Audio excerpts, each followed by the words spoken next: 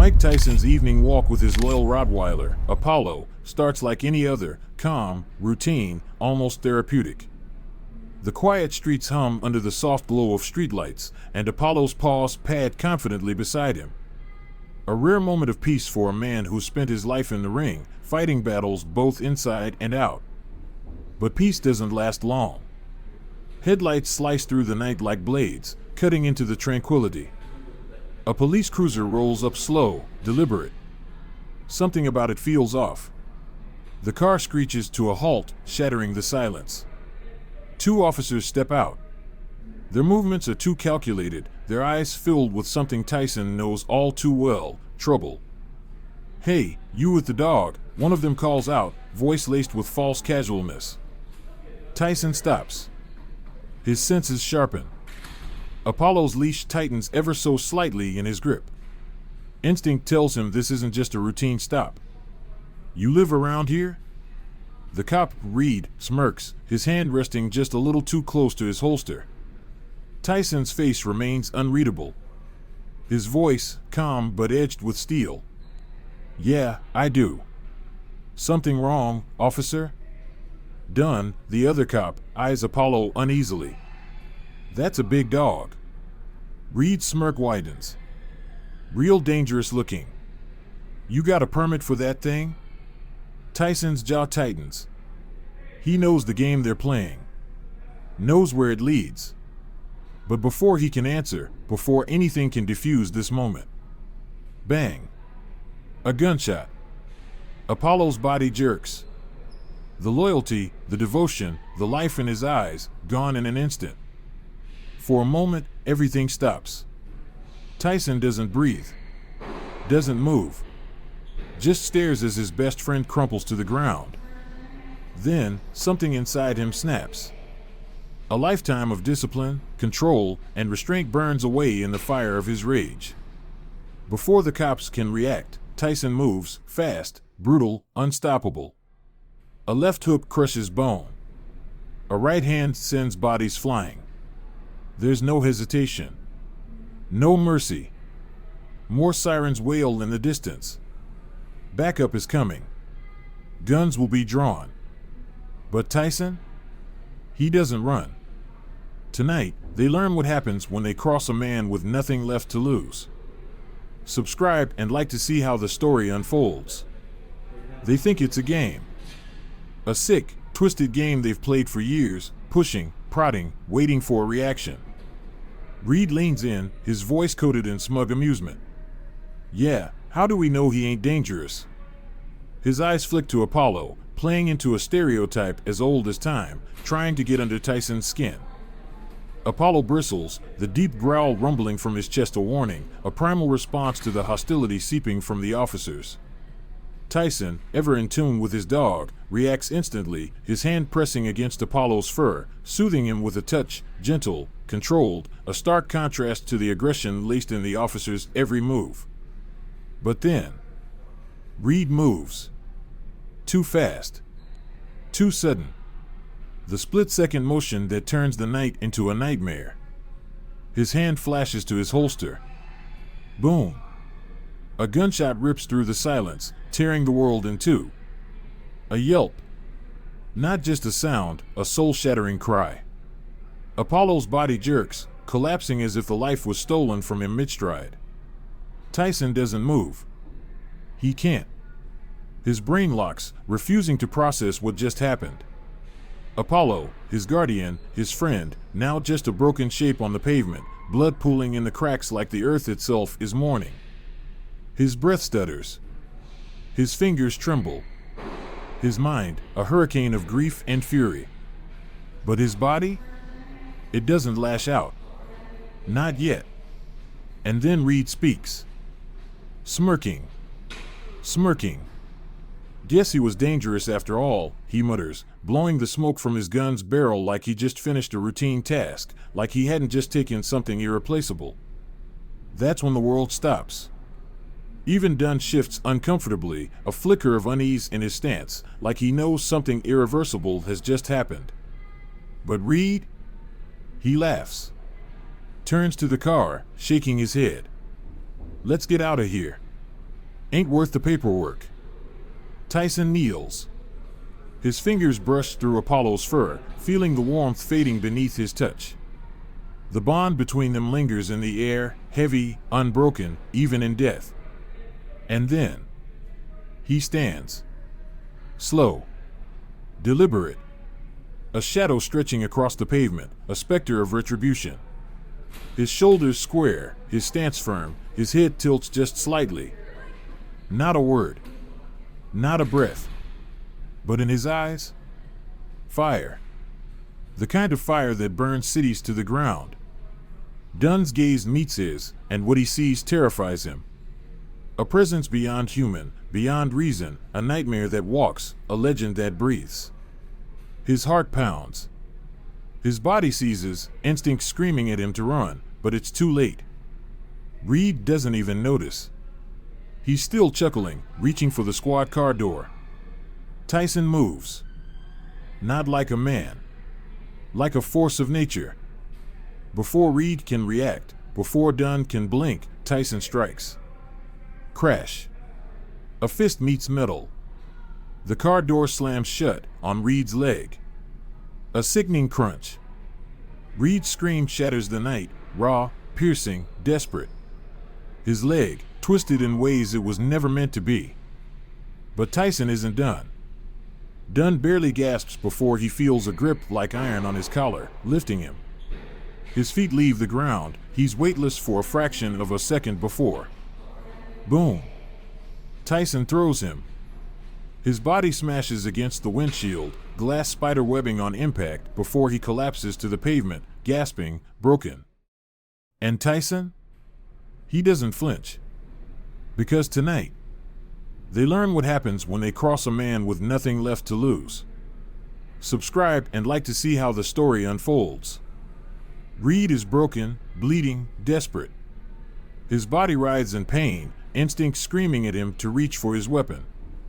But before his fingers can wrap around the cold steel, crack. Tyson's boot stomps down on his wrist with a force that turns bone into splinters. Reed's scream tears through the night, raw and piercing, echoing off the buildings like a dying man's last cry. Towering over him, Tyson is a specter of vengeance, his shadow stretching long and ominous under the streetlights. Sweat beads along his brow, but his voice? His voice is thunder. You killed my dog. The words are low, weighted, filled with something darker than anger, something final. Reed's breath stutters, his body convulsing in pain as he tries to crawl away, but Tyson's grip is relentless. A massive hand clamps around the officer's throat, lifting him with terrifying ease, holding him like a rag doll in the air. Dunn, still crumpled on the pavement, groans, his body barely holding onto consciousness. The entire street is frozen. The air is thick with an eerie silence, a moment suspended in time, every second dripping with the anticipation of what comes next. Behind curtains, neighbors watch, wide-eyed, unblinking, terrified. Tyson's fingers tighten. His knuckles go white. The cords of his forearm strained like cables pulled to their limit. Reed's breath comes in ragged gasps. And then, sirens. The distant wail grows, shrill and urgent. Red and blue flashes cut through the night, reflections dancing in Tyson's eyes. He hears them. He knows what's coming. But his grip? It doesn't loosen. Because there's no turning back. The embers of rage inside him have become a wildfire, consuming every trace of restraint. This isn't about control anymore. This is about justice. Reed's face contorts, panic, desperation, terror. His movements slow, weakening. Tyson leans in, his breath cold against Reed's sweat-slicked skin. You killed my dog. The words sliced like razors. He lets them hang in the air, lets the fear settle in Reed's bones, lets him feel it. Then, Tyson finishes the sentence. Now I'm going to show you what that feels like. Reed's eyes bulge, sheer panic twisting his features. Don't, he gasps. Too late. With an explosion of raw power, Tyson twists, his entire body coiling like a steel spring. And then, like a wrecking ball set loose, Boom. Reed's body slams into the windshield, the glass exploding into 1,000 glittering shards. Dunn flinches at the sound, his battered body jerking involuntarily, but he's in no shape to move. No one can stop what's happening now. And then, screeching tires. The high-pitched wail cuts through the night like a hunting falcon's cry. 3 black and white cruisers skid into position, engines growling like caged animals ready to be unleashed. Their doors fly open. And from the chaos, a single voice booms. "Tyson, stand down." But the fire in his eyes says it all. Tonight, they learn what happens when they cross a man with nothing left to lose. Subscribe and like to see how the story unfolds. The night is a maelstrom of flashing lights, urgent radio chatter, and the hurried footsteps of law enforcement converging on the scene. At the center of it all, standing like an immovable colossus, is Mike Tyson, breathing heavy, his muscles coiled with barely restrained fury. A lieutenant, his uniform crisp but his nerves already fraying, steps forward, his sidearm raised in perfect alignment with Tyson's chest. The gun is an extension of his arm, steady, unwavering. His voice, honed by years of commanding authority, cuts through the chaos like a whip crack. "Freeze! Hands where we can see them." There is no mistaking the finality in his tone. This is not a request. This is an order, an ultimatum, a demand wrapped in the power of the law. The world around them holds its breath, waiting for Tyson to comply, to raise his hands, to surrender, to yield. But he doesn't. Tyson doesn't even flinch. His expression remains unreadable, yet the weight of his defiance is palpable. He rolls his shoulders, slow and deliberate, the tension rippling beneath his skin like a storm barely contained. His knuckles crack as his fists tighten, each pop like the distant drumbeat of war. And then, he turns his head. His gaze locks onto the officers, cold, piercing, stripped of hesitation or doubt. The effect is immediate. A shudder runs through the line of armed men. It's not just his size, nor the legend attached to his name. It's the look in his eyes. A look that belongs to a predator. A look that promises violence. The officers, trained and disciplined, should not be afraid. They have the numbers, the weapons, the law on their side. But fear is not always rational. Some instinct buried deep in their DNA, something primal, warns them that what stands before them is not a man but a force of nature. From the ground, Reed groans. Broken, battered, his body barely able to function, he lifts his head. His voice is thin, desperate, edged with terror. "Shoot him. Shoot him now." The order, no, the plea rings out.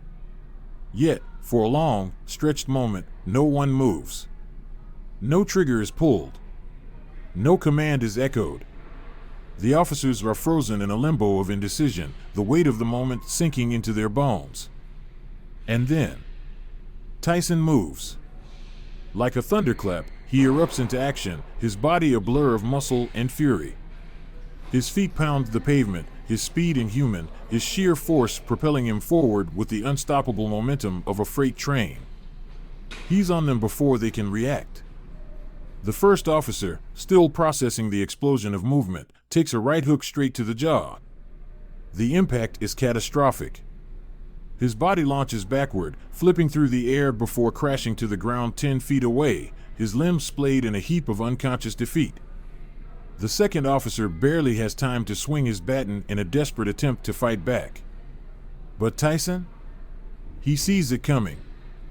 His hand snaps up, catching the baton mid-swing. With a single yank, he pulls the officer off balance, sending him stumbling forward. And then, crack. Tyson's forehead collides with the officer's nose.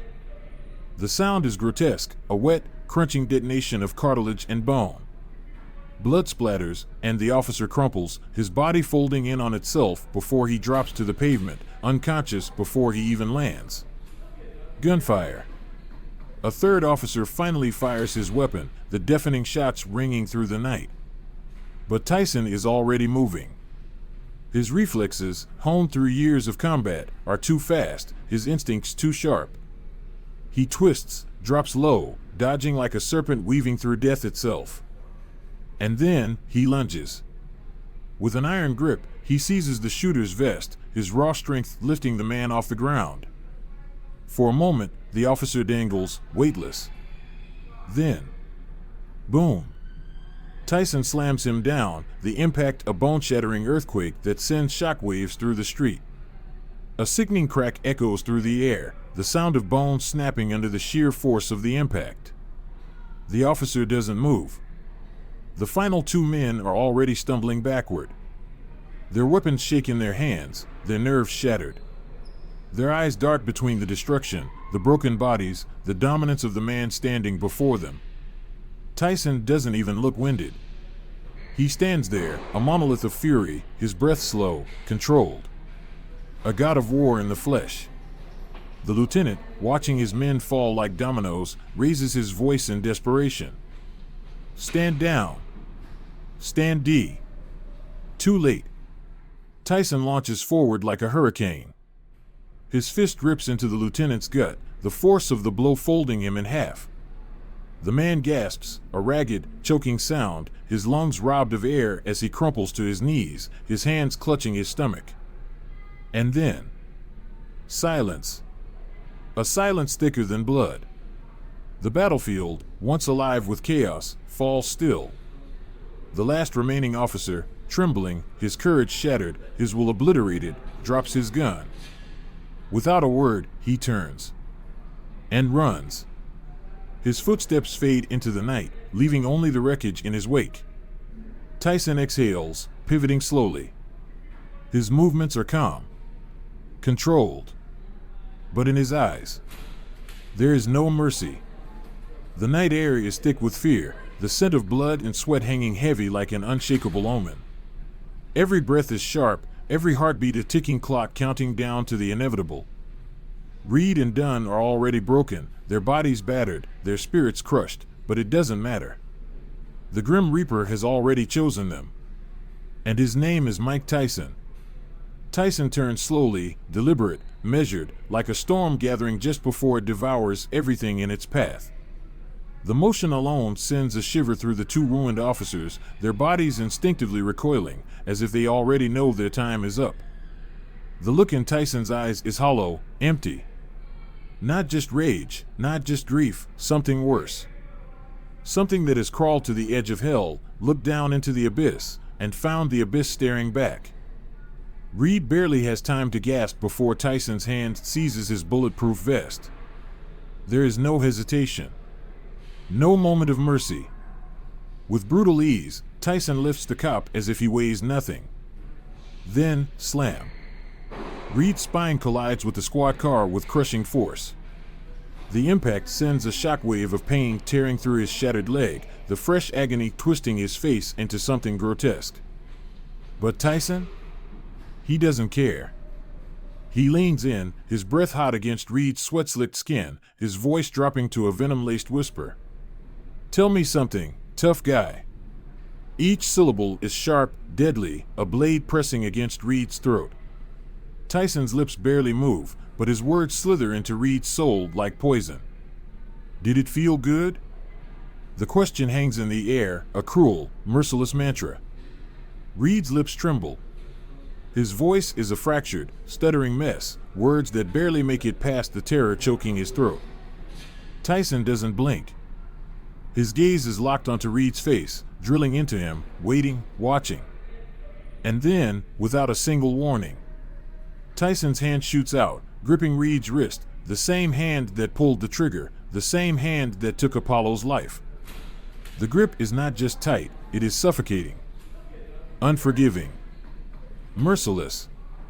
The cords in Tyson's forearm tighten like steel cables, his fingers grinding against tendons and bone. Reed's eyes widen, his body convulsing as he realizes what's coming. Then, crack. Reed's scream splits the night. A sound that is not just pain. It is fear. It is regret. It is the sound of a man realizing that he is truly, absolutely powerless. Tyson's grip doesn't loosen. His knuckles strain white, his muscles pulsing with pure, unfiltered wrath. You murdered my dog. The words vibrate through the air, carrying the weight of judgment. You killed an innocent soul because you thought no one would stop you. Tyson doesn't raise his voice. He doesn't need to. Each word lands like a punch to the gut, like a sentence passed down by something greater than man. Reed whimpers, and Tyson leans in closer. His lips barely brush Reed's ear, his voice a whisper colder than death. I want you to feel what that feels like. Then, snap. Reed's trigger finger is gone. His body jerks violently, his throat ripping open in a howl of agony so raw, so primal, that it drowns out even the distant sirens. Tears stream down his face, his body convulsing as shock sets in. But Tyson isn't finished. His hands find Reed's other wrist. Reed shakes his head wildly, his lips mouthing a silent plea, N-O, N-O, N-O. Tyson doesn't even acknowledge it. Snap. The second trigger finger shatters. Reed crumples like a discarded puppet, his body racked with sobs. He is no longer a man. No longer an officer. He is nothing. Tyson watches him, his expression unreadable, his eyes colder than the grave. Then, slowly, he turns. And his gaze falls on Dunn. The last man standing. Dunn is paralyzed. He can't breathe, he can't think. The weight of Tyson's stare crushes him. It is the look of something beyond human. Something that knows no fear. No mercy. The silence between them stretches, an eternity of dread. Then, Tyson's hand uncoils. Tyson's fingers slowly unfurl, releasing their iron grip on Reed. The officer collapses like dead weight, his body sagging onto the cold pavement, his gasps ragged, his pain all-consuming. His shattered fingers twitch uselessly against the asphalt, his sobs low and broken, his body too racked with agony to even beg for mercy anymore. But Tyson is already turning. His movement is slow, deliberate. A specter of destruction, his presence alone casting a shadow of doom over what remains of the night's wreckage. Dunn, still trembling, barely able to stay upright, watches with wide, terrified eyes. He doesn't dare move. Doesn't dare breathe. Then, Tyson steps forward. Dunn flinches, his entire body recoiling, a reflex born not from logic, but from pure survival instinct. A creature who has seen a predator up close and knows there is no escape. But then, something unexpected happens. Tyson stops. With an almost anticlimactic turn, he steps away. The shift is jarring, surreal. The very same man who had torn through bodies like a hurricane, who had shattered bones and rewritten fear itself, just walks away. Dunn is left frozen in place, unable to comprehend why he is still breathing. Tyson doesn't even spare him another look. When he finally speaks, his words are cold, final, dismissive. You ain't worth it. The words are sharper than any punch, more crushing than any blow. Dunn feels it in his bones, in his soul. A verdict. A condemnation that says, you don't matter. The boxer spits onto the ground, the wet splatter hitting the pavement like an exclamation point to his disdain. Dunn, still standing only by sheer luck, feels smaller than he's ever felt in his life. And just like that, Tyson turns his back on them.